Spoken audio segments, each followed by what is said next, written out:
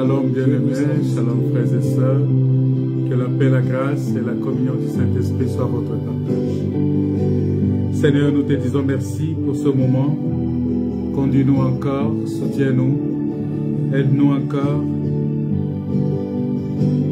Étends tes saintes mains de grâce sur ton peuple, manifeste ta puissance et ta gloire, au nom de Jésus, notre Seigneur, notre Sauveur. Nous disons gloire et louange à toi, Seigneur.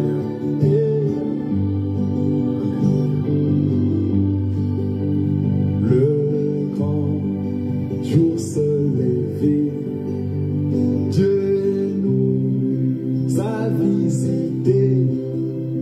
Voici le temps nouveau, chantons gloire à l'agneau. Recevons des Christ, c'est qui l'avait promis, le sang d'esprit là. Oh, le Saint-Esprit est là. Le Saint-Esprit est là. La mort a disparu. Oh, Dieu donne le plein salut. Alléluia. Et sur les mondes entiers. Oh, le grand jour s'est levé. Les saints d'esprit est là.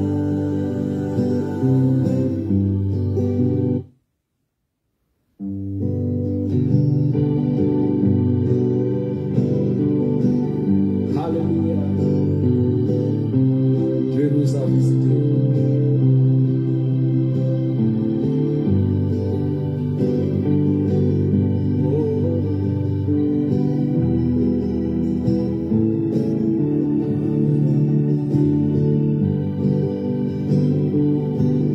Alléluia.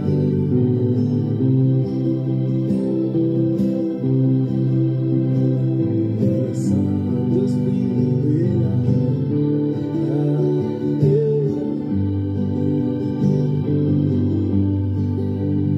Le grand jour se lever, Dieu nous a visités. Voici le temps nouveau, chantons gloire à l'agneau. Nous recevons des Christ, c'est qui l'avait promis, le sang d'esprit là. Oh, le Saint-Esprit est là. Le Saint-Esprit est là. La mort a disparu. Oh, Dieu donne le plein salut. Alléluia. Et sur les mondes entiers. Oh, le grand jour s'est levé. Les saints d'esprit est là. L'obscurité s'enfuit, la lumière a jailli, chasse de guerre trouble, toute crédulité, car Christ, le roi de rois, repent l'esprit des foi, le Saint-Esprit est là. Le Saint-Esprit est là. Oh, le Saint-Esprit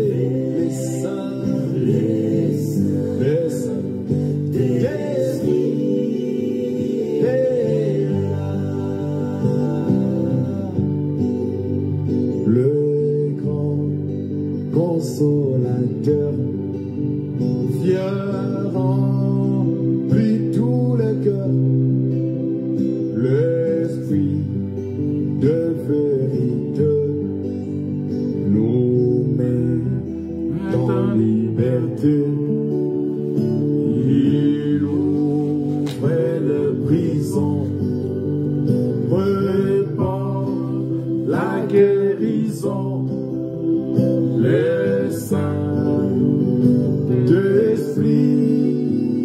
est là.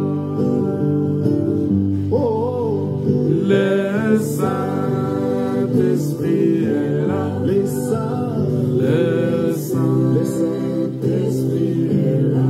La mort a disparu. Dieu donne bien salut. Alléluia. Et sur le monde entier, oh, les grands jours s'élèvent. Le Saint-Esprit est là. Alléluia. Tous les rachetés chantent la liberté, car Christ a tout accompli. Il a donné l'esprit. Voyez trembler l'enfer, car dans tout l'univers, le Saint-Esprit est là. Encore une fois, que toutes les terres, que tous les rachetés chantent leur liberté. Christ a tout accompli. Il a donné l'esprit. Voyez trembler l'enfer.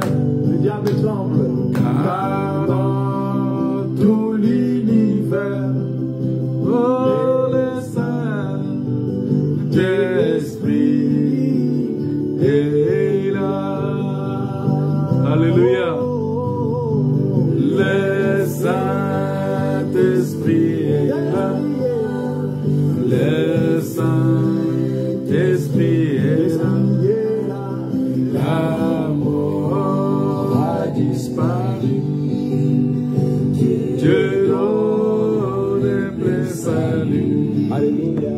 Et sur le monde entier, oh, le grand jour s'est levé. Le Saint-Esprit est là. Que la paix, la grâce et la communion du Saint-Esprit soient votre partage. Que Dieu vous bénisse, que Dieu vous comble de sa grâce encore, bien-aimés dans le Seigneur. Nous rendons grâce au Seigneur pour son amour, pour sa bonté et pour sa fidélité. Nous vous saluons de partout où vous nous suivez, nous vous saluons de partout où vous êtes et nous croyons que Dieu est votre Dieu, qu'il est votre Seigneur, qu'il est votre Père, qu'il est votre Créateur et qu'il est celui qui vous a aimé. Alors nous continuons avec notre enseignement sur... là on est dans le psaume chapitre 100, parce que nous parlons toujours de ces dieux qui règnent éternellement et que son règne vienne, Seigneur. Voilà, nous disons que son règne vienne. Que son règne vienne dans nos vies, dans nos cœurs, parce que lorsque le règne de Dieu vient, le règne de Dieu vient nous mettre dans un positionnement pour nous permettre de servir le Seigneur. Et donc, c'est quelque chose de très, très, très important que nous devons comprendre. J'aimerais, avant de rentrer dans ce message, répondre encore à une autre question qui m'a été posée. Cette question-là m'a été posée par beaucoup de frères. Je ne sais pas si je vais... Mais je l'ai déjà dit plusieurs fois dans les interventions que j'ai eues ici, que au-dessus d'une église locale, il n'y a pas une autre structure. Hein, il n'y a pas une autre structure qui est au-dessus de l'église locale. Ça n'existe pas, frère. Hein? Et puis, une précision que je vais vous donner. Dans la Bible, on parle plus de collège des anciens. Pas de collège des ministres, mais collège des anciens.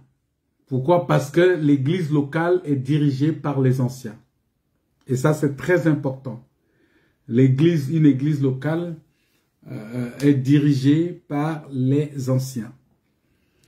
Tout ancien est ministre de la parole. Tout ancien est ministre de la parole, mais tout ministre n'est pas ancien. Tu peux être ministre de la parole, mais si tu ne remplis pas les critères d'être désigné ancien, tu ne seras pas ancien. Mais tout ancien, avant d'être désigné ancien, il doit d'abord être ministre de la parole. C'est 1 Timothée chapitre 3 qui explique cela. Et vous allez comprendre que Pierre déclare que moi, Pierre, ancien comme eux, c'est-à-dire Pierre était aussi l'ancien de l'église de Jérusalem. Vous voyez, il était ancien de l'église de Jérusalem. Et c'est pourquoi vous allez voir que Pierre, en tant qu'ancien, quand il voyageait avec sa femme. Hein, il ne laissait pas sa femme derrière. C'est très important. Et vous allez voir que Paul, qui était ministre, qui était dans l'œuvre, parce que vous allez voir que il y a deux pôles, il y a deux, comment on appelle ça, pas Paul de Paul apôtre, mais Paul, le Paul.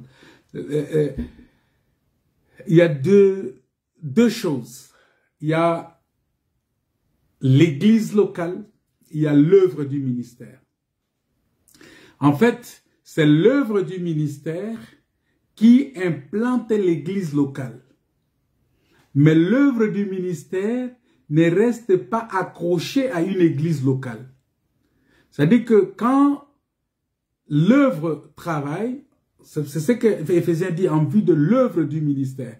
Quand on parle de l'œuvre du ministère, c'est quoi? C'est ce que Jésus a dit, allez par tout le monde, prêcher la bonne nouvelle à toute la création.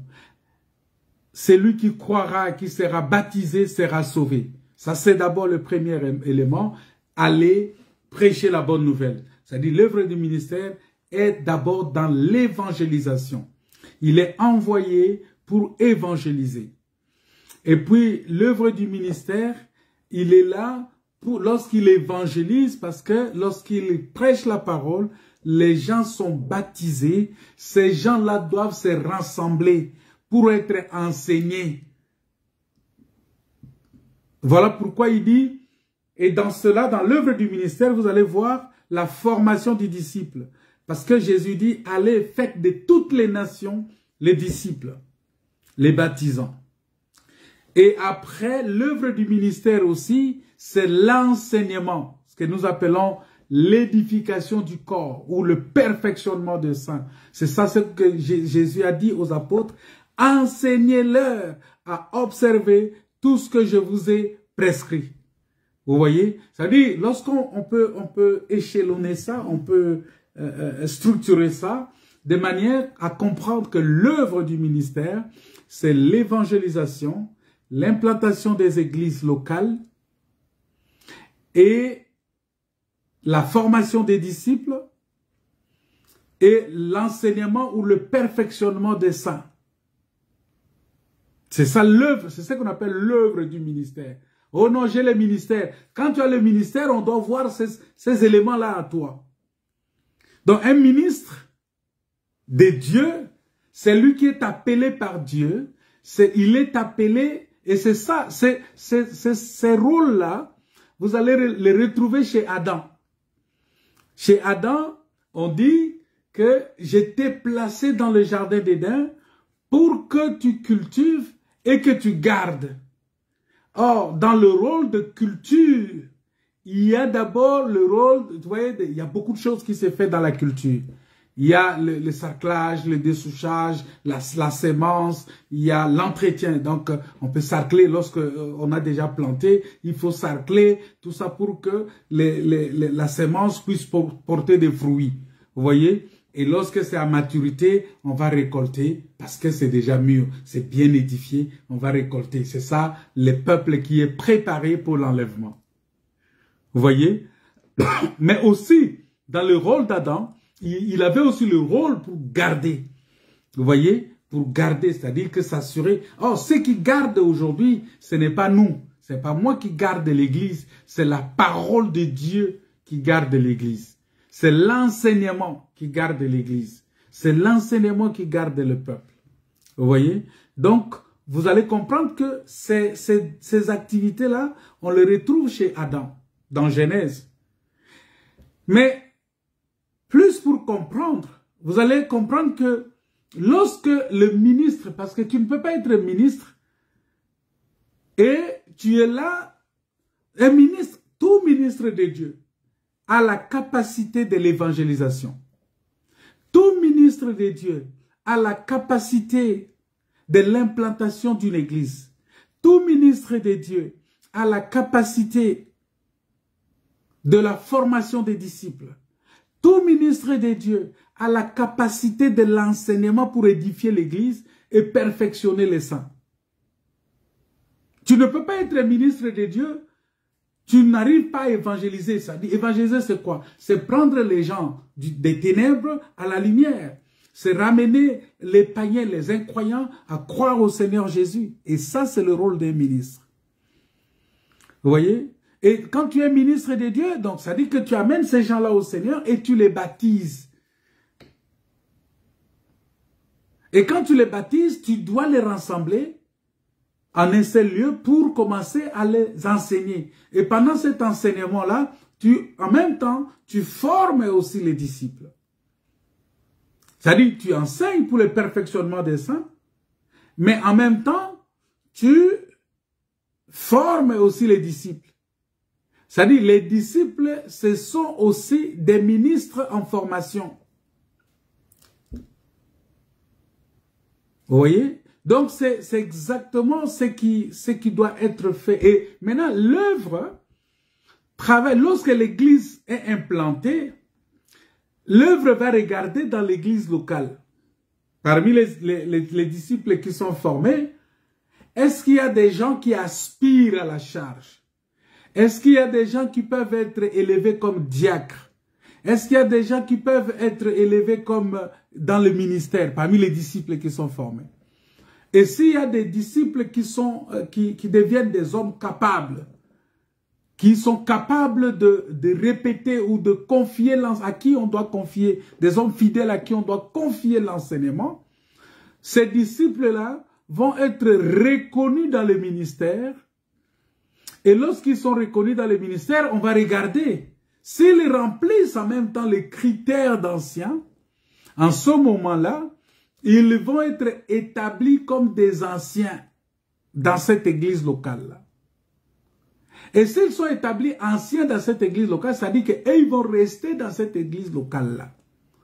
Ils sont là pour cette église locale. Ils sont pour l'administration de l'église locale.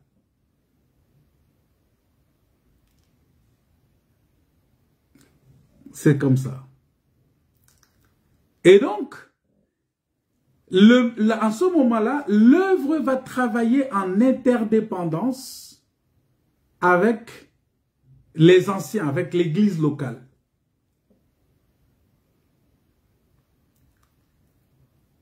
C'est là où il faut bien comprendre. Et donc, là, il n'y a pas une structure qui est au-dessus de l'église locale. Oh non, bon, on va rassembler les églises locales et on va nommer un comité ici qui va gérer les églises. Non, ça n'existe pas cette histoire-là. Ça, c'est la mondanité. C'est la mondanité et ça n'existe pas là dans la saine doctrine. Et finalement, vous allez échelonner les comités jusqu'au niveau de comité national, comité sous-régional, comité international, tout ça. Non, ça c'est de la mondanité pure et simple. Il faut faire très attention avec ça. Très attention avec ça. Parce que vous voulez en ce moment-là créer des structures justement qui n'existaient pas dans la parole de Dieu. Et pour, vous savez, vous introduisez le feu étranger dans les choses de Dieu. C'est très dangereux. Voilà la réponse que je peux te donner, mon frère. Je ne sais pas si tu es là, en ligne. Tu nous suis ou tu vas nous suivre après. Parce que c'est la réponse justement à ta question que tu as posée pour savoir est-ce qu'il y a la différence entre... est-ce qu'il y a des structures qu'on peut mettre en place pour diriger les églises locales? Il y a beaucoup de dérapages aujourd'hui, il y a beaucoup de choses qui se font aujourd'hui. Nous sommes conscients du fait que beaucoup de ministres aujourd'hui, dans leur indépendance ou interdépendance dans le travail, ils font de tout et de n'importe quoi parce qu'ils se disent qu'il n'y a personne qui va... Mais il y a le Saint-Esprit qui est sur eux. Et cela n'empêche pas que si un ministre de Dieu commet quelque chose de mal, qu'on ne le lui dise pas. Non, il faut le lui dire, il faut le ramener. C'est dans cet esprit-là que Paul a ramené Pierre à la raison lorsque Pierre a montré l'hypocrisie. Paul l'a ramené, Paul l'a blâmé, pour qu'il puisse abandonner, laisser l'hypocrisie. Voilà pourquoi la Bible nous dit dans le livre des Psaumes, chapitre 1, le verset 1, il dit que « Heureux l'homme qui ne marche pas selon les conseils des méchants. » Parce que les conseils des méchants, c'est quoi? C'est de se conformer au siècle présent. Parce que lorsque tu te conformes au siècle présent, tu marches selon les conseils des méchants.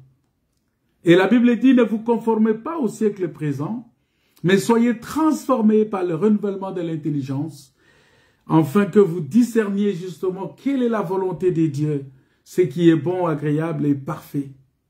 Voilà, parce que vous savez que nous vivons aujourd'hui dans une société qui n'a plus de repères.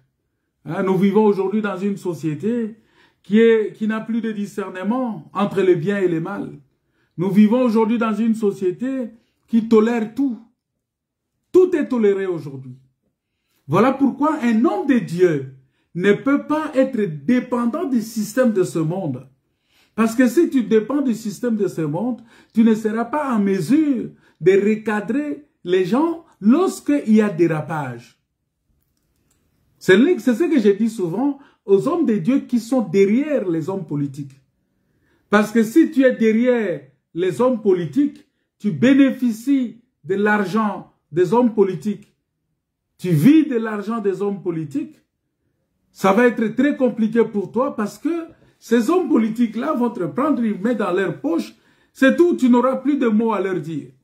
Même s'ils font du mal, tu seras là en train de les applaudir simplement. Alors qu'un enfant de Dieu, c'est celui qui doit justement être en mesure de dire non lorsque quelque chose ne va pas bien. Il faut être comme Jean-Baptiste qui a dit non. Il faut être comme Élie qui a dit non. Vous voyez? Donc c'est ça l'homme de Dieu vis-à-vis du système de ce monde. Parce que la politique de ce monde est aussi le système de ce monde. Et nous devons faire très attention avec ça. Voilà pourquoi, bien-aimés dans le Seigneur, n'oublions pas que la voie du pécheur, la voie des pécheurs mène toujours à la ruine. Parce que c'est une voie glissante qui descend toujours aux enfers. Et c'est quelque chose que nous devons chercher véritablement à éviter. À éviter la voie du pécheur. Nous devons véritablement éviter cela. Parce que si les croyants commencent à se conformer au présent siècle mauvais, c'est très dangereux. Parce que s'ils commencent à marcher selon les conseils de ces siècles, il finira par s'arrêter sur la voie des pécheurs. Et il va se dire peut-être à un certain moment, bon écoutez, après tout, ce n'est pas si mauvais que cela, puisque tout le monde le fait, puisque bon, faisons attention voilà, il ne pourra pas être en mesure de faire attention. Alors qu'un enfant de Dieu doit faire toujours attention aux mauvaises influences, parce que la Bible dit les mauvaises compagnies corrompent les bonnes mœurs. Voilà pourquoi nous devons faire extrêmement attention. Alors, lorsque nous étions dans le livre de Psaumes chapitre 100, nous étions en train de parler de quelque chose de très important. Et nous avons vu que lorsque nous étions encore pécheurs, Christ est mort pour nous. Dieu a prouvé son amour envers nous. Et nous avons vu avec vous que la joie de ce monde, c'est une joie éphémère.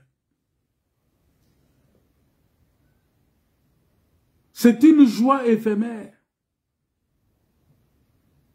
C'est une joie parce que tu peux gagner quelque chose. Mais cette chose-là, tu construis une maison aujourd'hui, tu es dans la joie. Mais c'est une joie éphémère. Tu es nommé dans le gouvernement, c'est une joie éphémère. Parce qu'il viendra un temps où tu ne seras plus au gouvernement. Mais qu'est-ce que tu vas faire en ce moment-là? Tu vas être triste. Tu achètes une voiture, tu es content, tu es dans la joie. Lorsque tu vas esquinter la voiture, mais après, qu'est-ce que tu fais? Tu deviens triste. Tu te dis, je ne sais pas qu'est-ce qui m'a poussé. Voilà pourquoi il est important pour nous. Il est important pour nous que nous devons savoir comment nous devons vivre avec Dieu. Parce que la joie fait partie justement du fruit de l'esprit qui se développe en nous au fur et à mesure que nous avançons avec le Seigneur. Plus nous avançons avec le Seigneur, parce que il dit, je souhaite que tu prospères à tous égards et que tu sois en bonne santé, comme prospère l'état de ton âme. Voilà pourquoi, plus nous avançons avec le Seigneur, plus aussi la joie qui est le fruit de l'esprit se développe en nous. Parce que cette joie, qui est la joie divine, qui est la joie de Dieu, c'est Dieu qui est la source de cette joie-là. C'est une joie qui est centrée sur Dieu. Et ce qui fait que les circonstances de la vie ne peuvent pas l'atténuer ou l'enlever.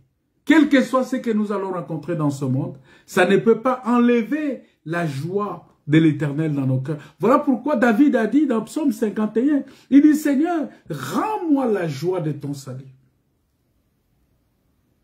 Il dit, rends-moi la joie de ton salut et qu'un esprit de bonne volonté me soutienne. Vous voyez? C'est-à-dire que il savait que la joie du salut de l'Éternel, c'est une joie éternelle. C'est une joie qui traverse les circonstances, qui traverse l'espace, qui traverse les époques, qui traverse le temps. La joie du salut. Voilà pourquoi la Bible dit que si quelqu'un est en Christ, parce que cette joie du salut, on le trouve en Christ. Voilà pourquoi la Bible dit que lorsque nous tournons nos regards vers le Seigneur, nous sommes rayonnants de joie et le visage ne se couvre pas de la honte. La joie ne se couvre pas de la honte. Non. Parce que je vous avais donné un texte qui nous dit que la joie est dans la maison de Dieu. C'est dans la maison de Dieu qu'on trouve la joie. La demeure de la joie, c'est la maison de Dieu. Or, cette maison de Dieu, c'est Christ.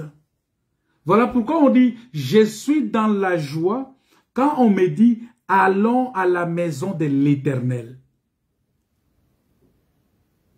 Cette maison de l'Éternel là, ce ne sont pas les bâtiments où nous allons.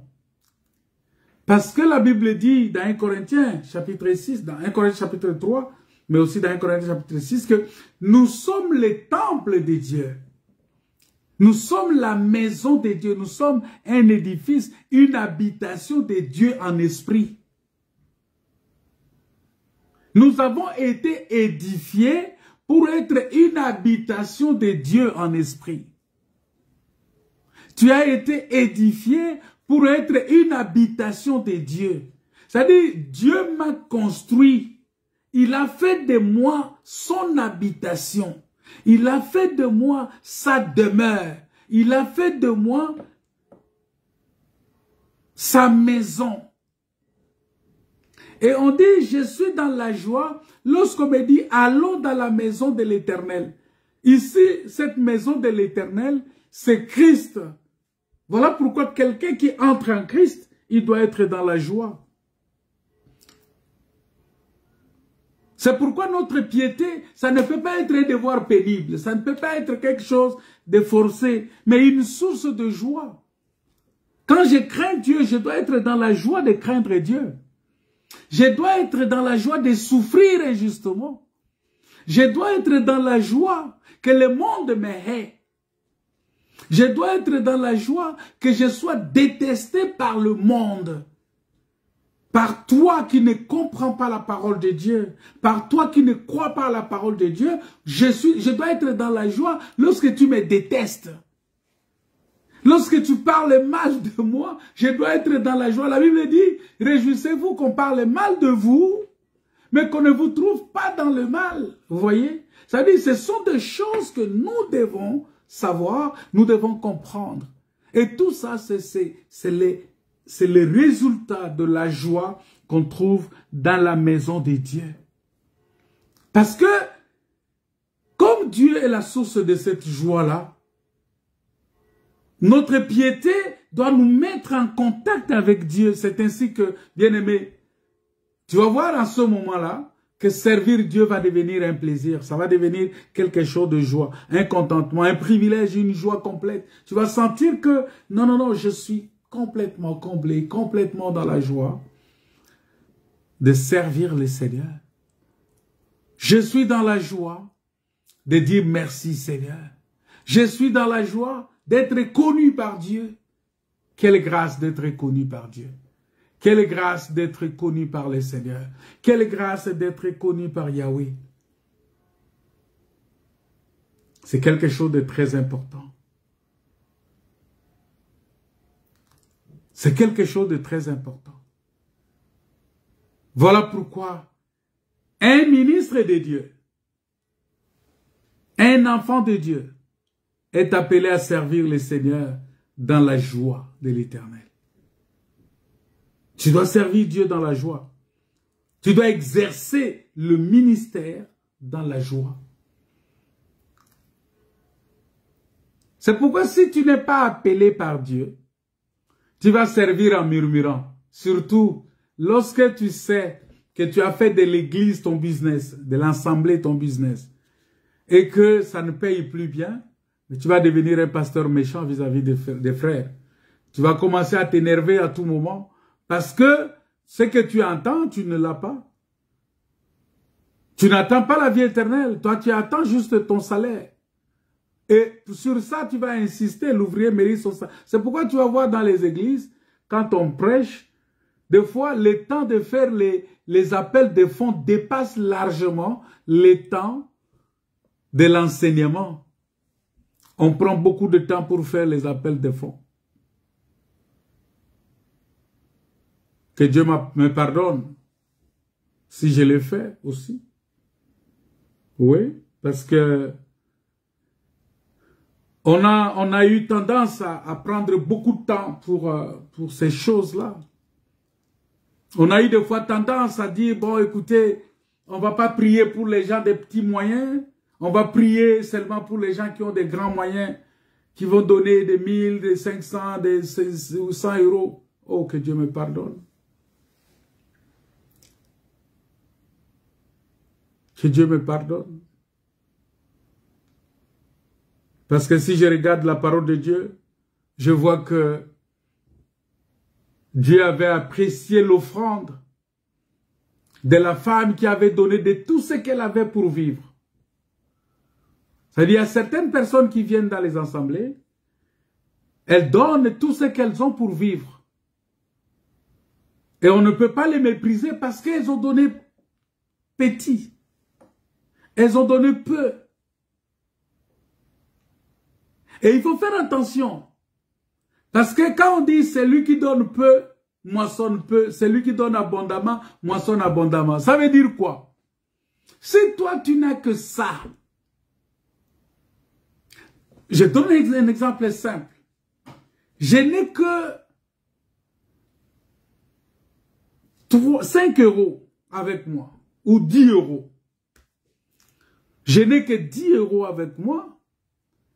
Toi, tu as 100 €. Mais moi, dans ma poche, dans ma maison, je n'ai que 10 €. Et je viens donner les 10 € que j'ai au Seigneur. Toi, tu as 100, tu as 1000, tu as 10 000, tu as combien, je ne sais pas. Et tu viens donner aussi 10 €. Moi, j'ai donné plus que toi. C'est-à-dire, celui qui a sémé abondamment, c'est moi. Ce n'est pas toi qui as donné 100 € parce que tu en as 10 000, tu en as 20 000, mais tu es venu donner 100 € et on va dire que c'est toi qui as sémé abondamment. Non, c'est faux.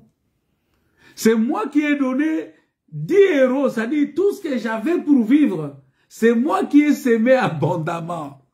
Il faut comprendre ça comme ça. C'est ça la logique derrière. C'est pourquoi il ne faut pas philosopher la parole de Dieu. Oh, celui qui sème abondamment, ça dit il faut donner à partir de 50, 500, 100 €, 500, 1000, tout ça. Non, non, non, non. Le peu que tu as, que tu donnes, le Seigneur te bénit en fonction, selon la disposition de ton cœur. Voilà pourquoi il dit que celui qui donne, donne avec joie, sans contrainte. C'est très important. Voilà pourquoi, bien-aimés, nous devons servir le Seigneur avec joie. La Bible dit que celui qui pratique la miséricorde les fasse avec joie. Ça, c'est Romains chapitre 12, verset 8. Si je ne m'abuse pas, Romains chapitre 12, verset 8 dit que celui qui pratique la miséricorde... Attends, je vais regarder. Romains chapitre 12, verset 8. Oui, voilà. Et que celui qui exhorte à l'exhortation, que celui qui donne les fasse avec libéralité, que celui qui préside les fasse avec zèle, que celui qui pratique la miséricorde les fasse avec joie. Que celui qui pratique la miséricorde les fasse avec joie.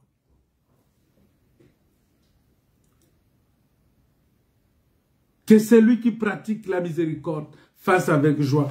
Pourquoi? Parce que celui qui aime donne aussi avec joie. Il ne donne pas en murmurant. Que chacun donne comme il a résolu en son cœur, sans tristesse ni contrainte, car Dieu aime celui qui donne avec joie. Parce que, c'est ce que j'ai dit, ta piété ne devrait pas être un devoir pénible. Celui qui est en Christ. Parce que le centre de la joie, c'est la maison de l'Éternel. C'est-à-dire, c'est Christ. Alors, si tu es en Christ, ta piété ne devrait pas être un devoir pénible. Mais ça devrait être une source de joie. C'est pourquoi, tu vois, j'ai lié à cela. La Bible dit que celui qui pratique la miséricorde le fasse avec joie. Que celui qui donne, Dieu, la Bible dit Dieu aime celui qui donne avec joie. Selon 2 Corinthiens chapitre 9 verset 7. C'est pourquoi, et en même temps, même dans la persévérance, quand on parle de la persévérance dans les enseignements, persévérer, parce que les premiers, vous allez comprendre que les premiers disciples, ils persévéraient dans l'enseignement, dans la communion fraternelle, dans la fraction du pain et dans les prières. Et tu vas comprendre que tu vas persévérer avec joie. Comme il est dit dans Colossiens chapitre 1 verset 11, il dit « Soyez toujours avec joie, persévérant et patient ».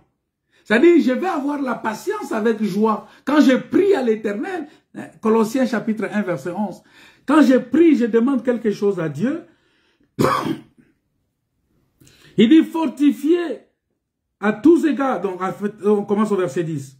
Colossiens 1, verset 10, pour marcher d'une manière digne du Seigneur et lui être entièrement agréable, portant des fruits en toutes sortes de bonnes œuvres et croissant par la connaissance de Dieu, fortifié à tous égards par sa puissance glorieuse, en sorte que vous soyez toujours et avec joie, persévérant et patient. Ça veut dire que tu vas, même quand tu dois persévérer dans l'enseignement, tu persévères avec joie. Quand tu dois patienter quelque chose, quand tu dois marquer de la patience, tu pries à Dieu, tu attends avec patience ce dont tu as prié à Dieu, tu le fais avec joie. Tu ne murmures pas. Parce que Dieu est contre les murmures. La Bible dit que ceux qui ont murmuré contre Moïse, Dieu a ouvert la bouche de la terre et puis les a engloutis. Parce qu'en les faisant, bien-aimés dans le Seigneur, lorsque nous persévérons avec joie, lorsque nous manifestons la patience avec joie, lorsque nous attendons avec joie, parce que, vous savez, oui, les gens disent, oh ouais, il faut, ah non, mais nous, on veut seulement écouter les pourquoi de chaque chose. Non, les pourquoi de chaque chose, tu l'as déjà écouté. C'est ça l'évangile éternel. Ça dit que tu l'as écouté, tu sais que tu as cru au Seigneur Jésus-Christ. Le pourquoi de chaque chose, c'est quoi? C'est que Dieu a fait de toi sa maison, point. Est-ce que tu sais ça? Le pourquoi de chaque chose, c'est que tu es devenu une habitation de Dieu en esprit. Alors, est-ce que tu l'es? C'est ça le pourquoi de chaque chose. C'est ça l'évangile éternel. L'évangile éternel, c'est que Dieu règne dans ta vie. Dieu devient ton chef. Dieu devient celui qui vient régner dans ta vie. Est-ce que c'est Dieu qui règne dans ta vie? C'est ça l'évangile éternel. Parce qu'il dit, il prêche l'évangile éternel, il dit, craignez Dieu. Donnez gloire à Dieu. Adorez-le, lui seul. Vous voyez? Tout cela est résumé dans le règne de l'éternel qui doit habiter en nous. Le royaume de Dieu. Voilà pourquoi, bien aimé, j'ai dit que en faisant cela, vous serez renouvelés. Voilà pourquoi, bien aimé, il est très important que nous ayons de la patience, que nous soyons persévérants. Persévérer dans l'enseignement, persévérer dans la prière. Il est vrai, bien aimé, que toutes les tâches qui sont faites dans la joie du Seigneur sont tellement plus agréables pour nous et pour les autres qui nous entourent. Lorsque tu sers Dieu avec joie, lorsque tu sers Dieu avec amour, lorsque tu sers Dieu sans murmure, parce que j'avais dit, il faut éviter de faire l'œuvre de Dieu en murmurant.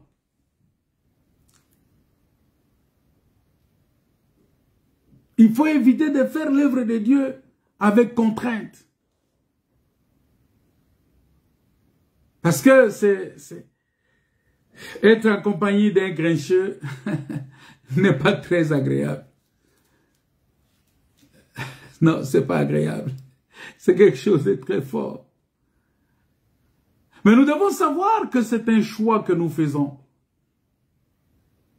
Pour nous, enfants de Dieu, c'est un choix que nous faisons. De tout abandonner entre les mains du Seigneur. Et de servir Dieu dans la joie. De servir Dieu avec amour.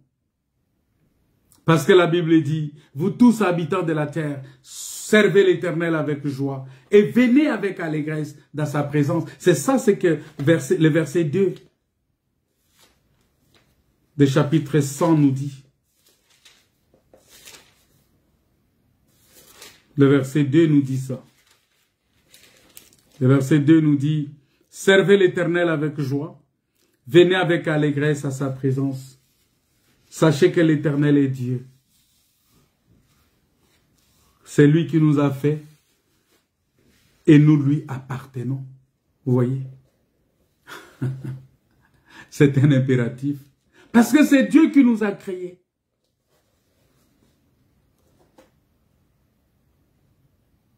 Est-ce que tu peux te poser la question? Quelle impression tu donnes à ceux qui t'entourent au sujet du Dieu que tu sers? Quelle impression?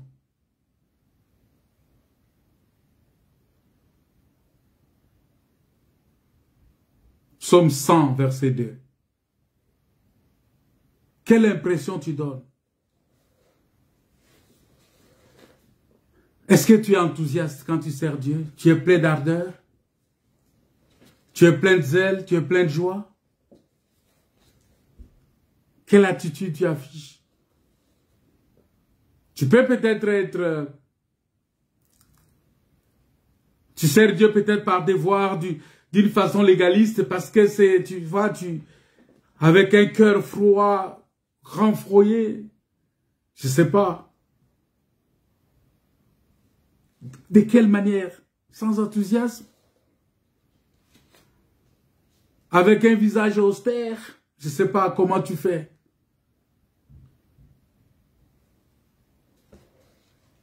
Tu le fais comme un pharisien?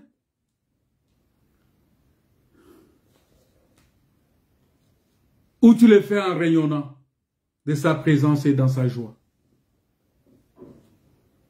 Parce que la Bible dit, la joie de l'Éternel sera votre force. Il nous dit, réjouissez-vous toujours dans le Seigneur. Je le répète, réjouissez-vous.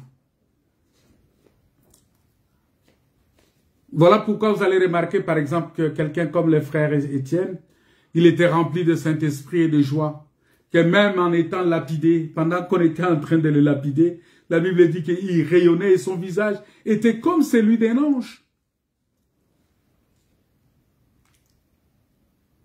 Il faut être comme cette femme-là, qui a perdu son fils, on a mis son enfant là-bas, il a mis son enfant en haut, il est descendu, et le prophète vient, lui pose la question, comment ça va? Il dit, ça va bien, tout va bien.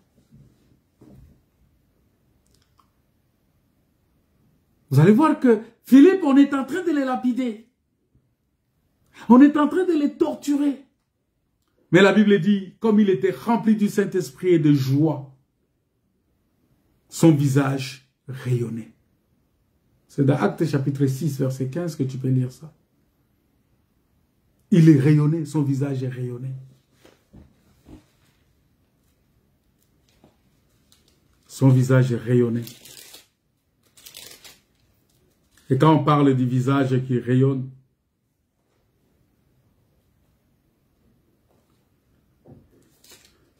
tous ceux qui siégeaient au Sanhédrin et a fixé les regards sur Étienne,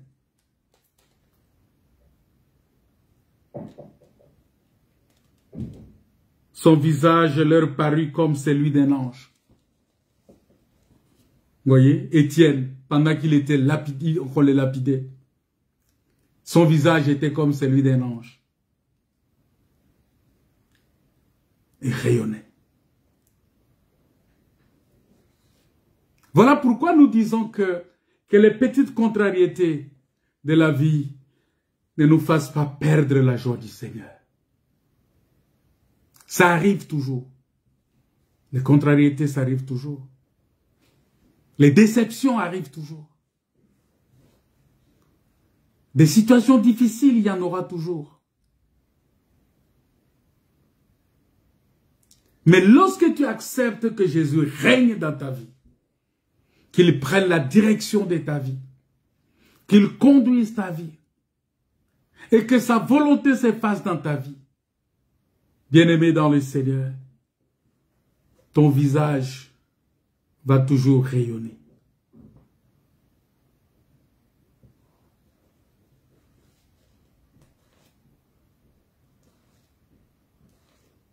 Ton visage va toujours rayonner.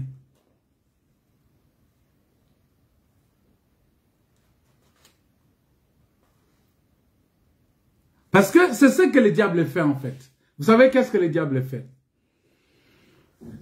Tu crois au Seigneur, tu es dans la joie, alors lui vient avec les contrariétés. Il vient avec les contrariétés, il te dit, bon écoutez, je viens avec les contrariétés de la vie. Il vient avec ça. Et Il te dit, donne-moi ta joie et moi je vais te donner les contrariétés. Et souvent nous acceptons facilement ce marchandage-là. Nous acceptons facilement. Alors que la parole de Dieu nous dit, résistez au diable résistez à l'ennemi avec une foi ferme. Parce que le fondement de notre foi, c'est le Seigneur Jésus lui-même. C'est ce qu'il est pour nous. C'est ce qu'il fait en nous. Il est merveilleux. Il est bon. Voilà pourquoi quand tu lis dans Psaume 100, le verset 3, vous voyez, le verset 3 dit, sachez que l'Éternel est Dieu. C'est lui qui nous a fait et nous lui appartenons. Vous voyez, c'est-à-dire, nous l'aimons comme il est, tel qu'il est. Il est notre Dieu. Il est Dieu. Il ne changera pas. La Bible dit que Jésus-Christ est le même hier, aujourd'hui, éternellement. Il ne change pas, lui, Dieu. Il est le même.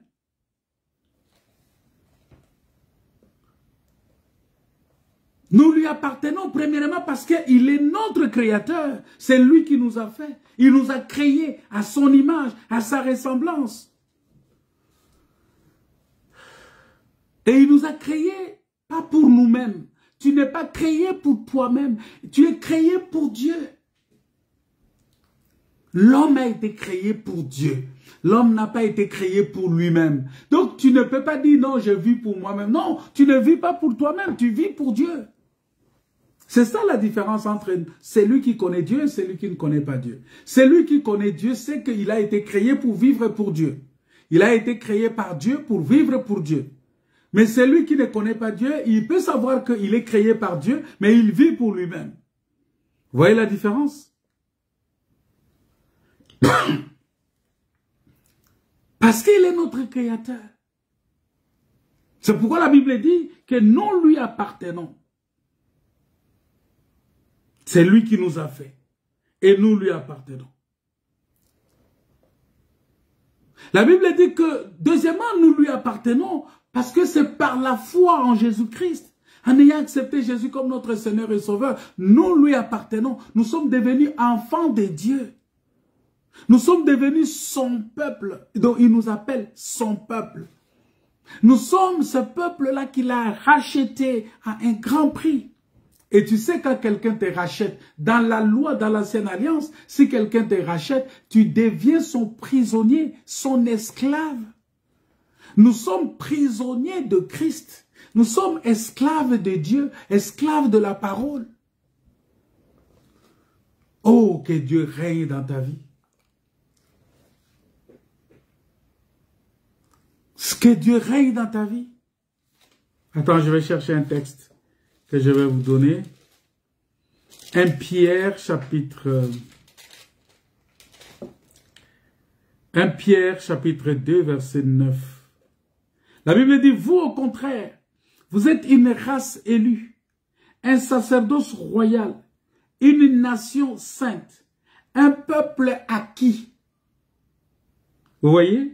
Afin que vous annonciez les vertus de celui qui vous a appelé des ténèbres à son admirable lumière. Vous qui autrefois n'étiez pas un peuple et qui maintenant êtes le peuple de Dieu. Vous voyez? Autrefois, on n'était pas un peuple. C'est-à-dire, on était informe et vide. On n'existait pas. Mais Dieu, lui, nous voyait. J'ai béni le Seigneur pour cela parce que tu dois savoir que quand on dit la terre était informe et vide, ça c'est dans la vision de l'homme. Mais dans la vision de Dieu, Dieu ne voyait pas, parce que Dieu c'est un architecte et le constructeur. En tant qu'architecte, il savait déjà que quand il a créé les cieux et la terre, dans la terre, il s'est caché beaucoup de choses et Dieu voyait ces choses. Et il savait que ces choses vont se manifester au temps opportun, au temps voulu de Dieu. Voilà pourquoi il a permis que chaque chose se manifeste en son temps. Tel que tu es là, le monde peut te voir que tu es vide. Mais Dieu sait qu'en toi, il y a des choses qui doivent se manifester. Il y a sa bonté qui doit se révéler. Il y a sa grâce qui doit se révéler. Il y a ses bénédictions qui sont en toi. Il y a des pauvres, il y a beaucoup de choses. Il y a des richesses de Dieu en toi. Il y a la grâce de Dieu en toi. Il y a la vie de Dieu en toi. Il y a la guérison en toi. Il y a la délivrance en toi. Il y a beaucoup de choses que Dieu a mises en toi. Il y a les dons qui sont en toi. Mais les gens peuvent te regarder. Pendant que ces choses-là ne sont pas encore manifestes et que l'homme ne peut pas voir ça, personne ne peut comprendre que la grâce de Dieu est sur toi. Vous voyez? On dit, vous qui étiez autrefois, vous qui autrefois n'étiez pas un peuple. Vous voyez? On n'était pas un peuple. Mais qui maintenant êtes le peuple de Dieu. Vous qui n'aviez pas obtenu miséricorde et qui maintenant avez obtenu miséricorde. C'est-à-dire, nous avons déjà obtenu miséricorde. Mais autrefois, on n'avait pas miséricorde. Quand on parle de autrefois veut dire dans l'ancienne alliance. Autrefois veut dire l'autre temps, le temps de Moïse. Autrefois veut dire, c'est avant que Jésus ne vienne. C'est ça autrefois. Autrefois, c'est ça le temps de la loi. Autrefois, c'est le temps où les gens, l'homme a fui l'Éternel, il est allé se cacher avec sa feuille de figue autour de la hanche pour se couvrir. Donc nous comprenons que nous sommes le peuple de Dieu, nous lui appartenons. Si réellement tu as accepté Jésus-Christ comme ton Seigneur et Sauveur, sache que tu lui appartiens, tu appartiens à ces dieux-là. C'est ainsi que par la foi en Jésus, nous sommes devenus, la Bible dit, nous sommes devenus héritiers de Dieu, co-héritiers de Christ. Nous sommes héritiers de Dieu, co-héritiers de Christ. Quelle grâce, quelle gloire. Et tu vas voir que troisièmement, la Bible dit, nous lui appartenons, nous appartenons au Seigneur, car après nous être placés sous sa houlette, il est devenu notre berger. Notre maître, le Seigneur de toute notre vie, le roi de toute notre vie, le Seigneur, c'est lui qui règne sur nous. Parce que nous lui appartenons. Nous appartenons au Seigneur. Ça veut dire que nous sommes placés sous sa houlette. Et il est devenu notre berger. Parce que la Bible dit, sa houlette et son bâton nous rassure. Parce qu'en devenant notre berger, le Seigneur Jésus prend soin de nous. Alléluia. Il prend soin de nous. Il nous nourrit, il nous protège, il nous guide. Et il nous conduit dans les sentiers de la justice. Oui, nous avons un sujet d'être fiers d'appartenir à un tel berger, à un tel Seigneur. Et c'est pourquoi nous nous glorifions dans les Seigneurs. C'est pourquoi nous nous réjouissons dans les Seigneurs.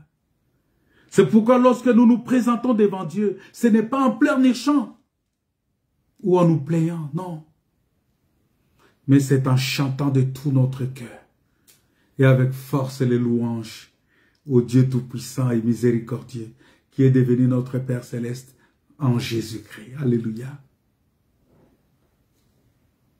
Voilà pourquoi, quand tu lis le verset 4, il dit, entrez dans ces portes avec des louanges. Entrez dans ces portes avec des louanges. Célébrez-le. Bénissez son nom. Oh, c'est la première chose que nous devrions faire lorsque nous nous présentons devant le Seigneur des Seigneurs. Le roi des rois, le Dieu Tout-Puissant. Quand tu te présentes devant lui, bien-aimé, non pas en commençant à étaler toutes nos misères, non. Non pas en commençant à étaler tous nos problèmes, non. Parce que les problèmes de l'humanité, il y en aura toujours. Ou en lui faisant un exposé théologique de tous les problèmes, en leur parlant encore. Vous voyez, c'est comme si on va dire, bah, écoutez, non pas venir dire, non, bah, voilà, à étaler notre connaissance devant lui, il n'a pas besoin de ça. Est-ce que vous pensez que Dieu a besoin de ta connaissance? Dieu a besoin de toutes les révélations que tu sors de ta bouche là. Tu penses que Dieu a besoin de ça? Mais lui, il connaît ça. Tu penses? Non, il dit, entrez dans ses portes avec les louanges. Non, il n'a pas besoin de tout ça. Toutes les démonstrations que nous faisons, Dieu n'a pas besoin de ça. Les dieux d'Abraham, les dieux d'Isaac, les dieux de Jacob, tout ça. Des longues prières. Vous savez, il y a certaines prières. Regardez, lisez bien la parole de Dieu. Vous allez voir, la Bible dit ceci. Quand Élie a ouvert sa bouche seulement, il a dit Dieu d'Abraham, Dieu d'Isaac. Il n'a même pas encore terminé de parler. Le feu est descendu. Vous savez ça? Parce que Dieu, le peuple, Élie est entré dans ses portes avec des cris, avec des louanges. Il est entré dans ses portes avec les louanges. Il est entré en l'adorant, c'est-à-dire en reconnaissant qu'il est Dieu, en se prosternant devant lui, en le louant, en l'acclamant, en le célébrant, en célébrant son nom, puissant et glorieux, vous voyez, et en le remerciant pour tout ce qu'il est, et pour tout ce qu'il fait. C'est très important. C'est dans cette attitude-là que nous devons entrer dans la maison de Dieu. Nous devons entrer dans les parvis. Nous devons entrer. Il dit entrer dans son parvis. Entrer dans ses portes. Avec des louanges. Entrer dans ses portes. Avec louanges. Vous savez, souvent, lorsqu'un grand chef arrive dans un village, qu'est-ce qu'on fait? Il est acclamé. Les gens l'applaudissent, les gens ils poussent des cris de joie et lancent innovation. Innovation. Si cela n'était pas permis de le faire pour notre Dieu, la Bible mentionnerait clairement. Mais la Bible reconnaît. La Bible nous dit de pousser des cris de joie. Il nous dit, au contraire, il nous dit, pousser des cris de joie. Il dit de venir avec allégresse en sa présence. C'est-à-dire que quand tu viens dans la présence de Dieu, tu viens avec allégresse en sa présence. C'est pourquoi je bénis le Seigneur. Vous voyez, ici on dit, il faut venir avec allégresse. Alors tu me demandes de payer les concerts avant d'entrer. Et si je n'ai pas l'argent, comment je vais faire? Oh, venez, on va adorer le Seigneur. Oui, tu me demandes de venir adorer le Seigneur, mais tu me demandes de l'argent. Oh, il faut payer les droits d'entrée pour venir adorer avec nous. Comment je vais payer les droits d'entrée pour venir adorer? Je vais être triste. D'entrer dans ses portes avec des louanges, dans ses parvis avec des cantiques. Célébrez-le, bénissez son nom. Célébrez-le et bénissez son nom. C'est très important.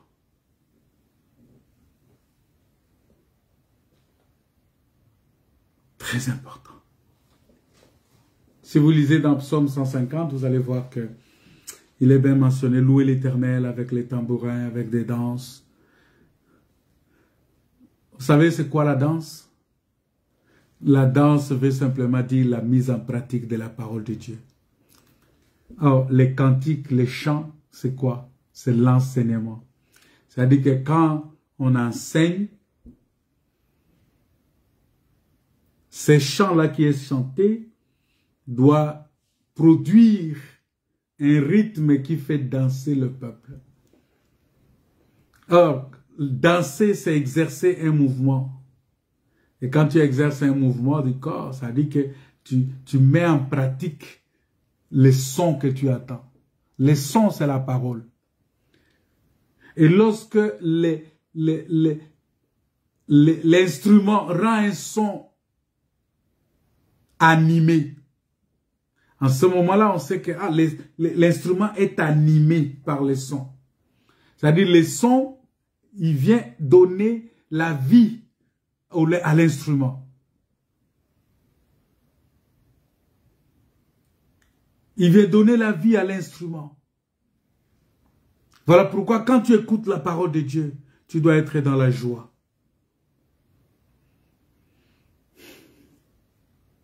Tu dois être dans la joie. Bien-aimés,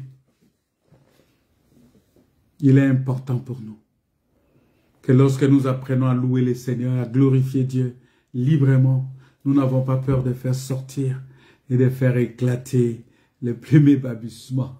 Hein, c'est ce qu'on appelle, vous savez, c'est ça aussi, ces mouvements de danse-là, c'est aussi les parler en langue. C'est aussi les parler en langue qu'il faut interpréter. C'est ça. Parce que les parler en langue, c'est quoi? C'est le débordement de louanges qui monte vers Dieu. C'est-à-dire le débordement de la prière. Quand quelqu'un prie, il prie, il y a le débordement. Il commence à parler en langue. Il commence à dire des choses que lui-même, son intelligence ne peut même pas comprendre. Il exprime par des soupirs. Il parle par des soupirs inexprimables. Parce que la parole de Dieu dit que les apôtres, ils étaient constamment dans les temples, louant et bénissant les Seigneurs. Voilà pourquoi nous devons que Dieu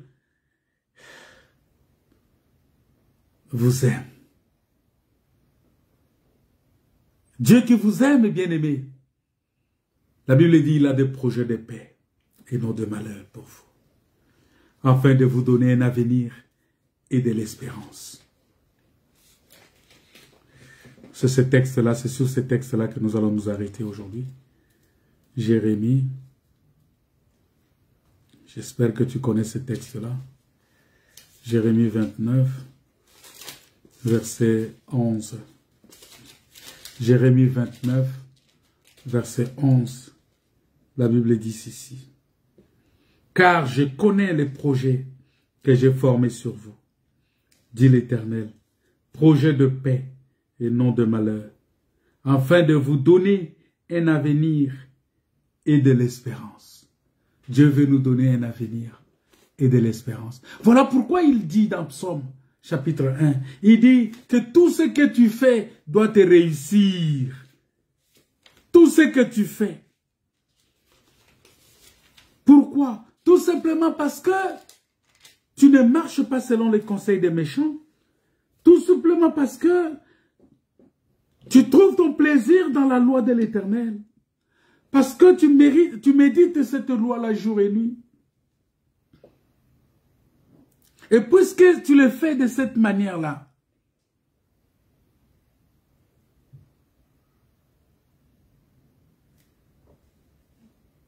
le Seigneur, il a des projets pour toi.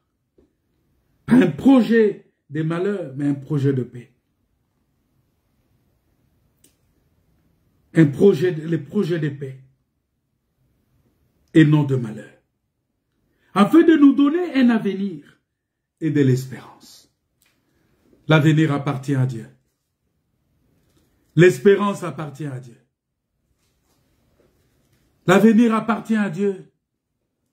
L'espérance appartient à Dieu. Bien-aimés, croyez-le.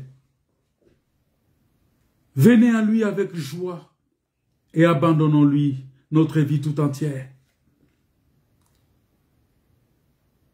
Abandonnons-lui. Oui, Dieu, il est infiniment bon. Alléluia. Et c'est par cela que le psalmiste dit en disant, car l'Éternel est bon. Le verset 5 de Psaume 100, il dit, car l'Éternel est bon. Sa bonté dure toujours. Et sa fidélité de génération à génération. Parce qu'il a des projets. Il veut nous donner un avenir. Et il veut nous donner aussi de l'espérance. Tu as besoin de l'avenir. C'est Dieu qui peut donner l'avenir. Pas un homme. Tu as besoin de l'avenir. Confie-toi à l'Éternel. Il va te donner un avenir. Ce qui veut dire que la bonté et la fidélité de Dieu sont permanentes, bien-aimés. Sont immuables, sont éternelles. L'Éternel, il est bon. La Bible dit que sa bonté durera toujours.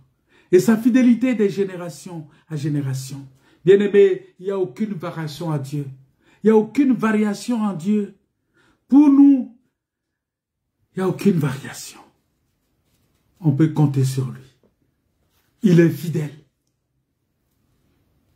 Et il désire toujours le meilleur pour nous. Il veut toujours le meilleur pour nous. Est-ce que vous savez cela? Il est fidèle. Et il veut toujours le meilleur pour nous.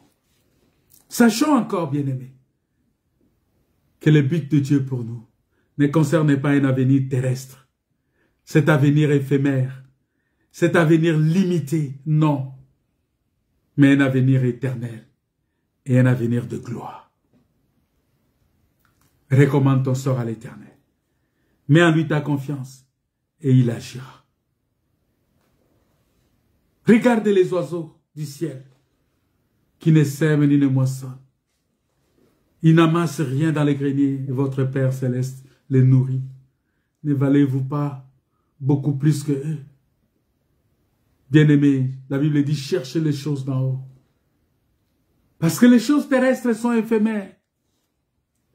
Les choses terrestres sont éphémères. Mais cherchons les choses d'en haut, où Christ est assis à la droite de Dieu. Selon Colossiens chapitre 3, il dit, affectionnez-vous aux choses d'en haut et non à celles qui sont sur la terre. Colossiens chapitre 3, versets 1 à 2. Et non à celles qui sont sur la terre. Jésus dit, travaillez, non pour la nourriture qui périt, mais pour celle qui subsiste, pour la vie éternelle. C'est très important, bien aimé. Si nous regardons, non pas aux choses visibles, mais à celles qui sont invisibles, nous sommes heureux. Parce que les choses visibles, elles sont passagères. Tandis que les invisibles sont éternels. Et en cela, nous ne serons pas influencés par tout ce qui est, tout ce que nous voyons, tout ce que nous attendons, tout ce que nous ressentons. Et nous aurons une paix en nous qui surpasse toute intelligence. Et nous serons constamment dans la louange, dans l'adoration envers notre Dieu. Nous serons constamment dans la grâce de Dieu. Nous serons constamment dans cette adoration qui va ouvrir la porte du royaume des cieux par Jésus-Christ.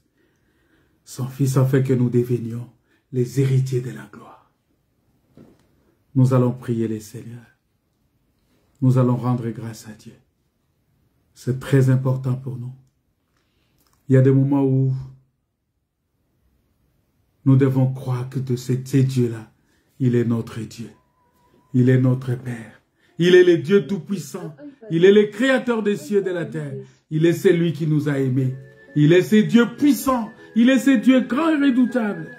Frères et sœurs, avec un tel Seigneur, avec de telles promesses, un tel avenir, une telle espérance, est-ce que c'est difficile de servir Dieu avec joie et de le louer? Est-ce que c'est difficile? Avec un tel Seigneur, avec de telles promesses, est-ce que c'est difficile vraiment? Quel bonheur de marcher avec lui. Alléluia. Servez l'Éternel avec joie. Et réjouissez-vous toujours dans le Seigneur. C'est ce que la parole de Dieu nous dit. Servez l'Éternel avec joie. Oh, il conduira tous les pas de mon voyage ici-bas. Quel bonheur de marcher avec lui. Alléluia. Quel bonheur de marcher avec lui. Bien-aimé dans le Seigneur, donne ta vie à Jésus. Serre-le avec joie. Marche avec lui. Oh, alléluia, gloire à son Saint-Nom. Le Seigneur m'a racheté, dans son sang il m'a lavé. Alléluia, gloire à son Saint-Nom. Bien-aimé, si tu as été béni par ce message, partage-le. Et reconnais que le Seigneur est ton Dieu. Avec un tel Seigneur, avec de telles promesses, avec un tel avenir, avec une telle espérance, servons le Seigneur. Père entièrement. Alléluia. Merci Seigneur. Merci Jésus. Que ton nom soit glorifié. Nous allons nous retrouver dimanche à 14 h.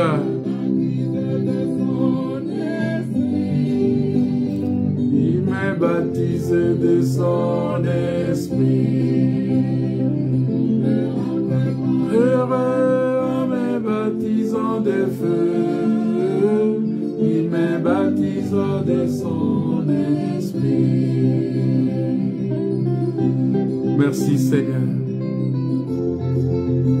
Merci Jésus. Merci Dieu Tout-Puissant.